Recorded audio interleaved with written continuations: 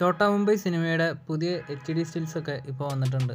കമൽഹാസൻ്റെ ദഗ് life എന്ന സിനിമയുമായി June 5-ന് clash റിലീസിനാണ് ചോട്ടാ Mumbai cinema ഒരുങ്ങുന്നത്.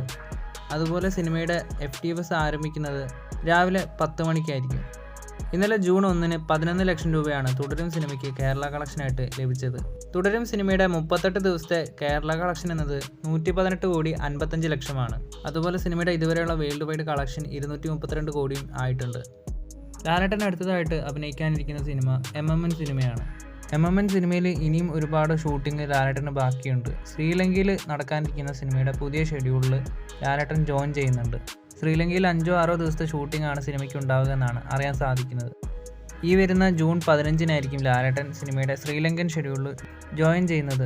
അതുപോലെ 5-6 ദിവസത്തെ ഷൂട്ടിംഗ് ആയിരിക്കും ശ്രീലങ്കയിൽ സിനിമയ്ക്ക് ഉണ്ടാവുക. MMN സിനിമയുടെ പുതിയ ഷെഡ്യൂൾ കംപ്ലീറ്റ് ചെയ്തതിനു ശേഷം ബബ്ബബ്ബ അതുപോലെ ജയിലർ 2 എന്നീ സിനിമകളിലെ ക്യാമിയോ റോളായിരിക്കും ലാലേട്ടൻ അടുത്തതായിട്ട് ചെയ്യാൻ പോകുന്നത്. പിന്നീട് അമൽ നീരദ് സിനിമയിലേക്ക് കടക്കുകയോ അല്ലെങ്കിൽ അതിനു മുമ്പ് ഒരു സിനിമ ചെയ്യാനും ചാൻസ് ഉണ്ട്. എന്തായാലും ലാലേട്ടൻ പുതിയ കഥകളൊക്കെ കേൾക്കുന്നുണ്ട്. ഇനി അമൽ നീരദ് ലാലേട്ടൻ പടത്തിന് മുമ്പായി വേറെ ഏതെങ്കിലും സിനിമ വരുമോ ഇല്ലെന്ന് കാത്തിരുന്ന് തന്നെ കാണാം.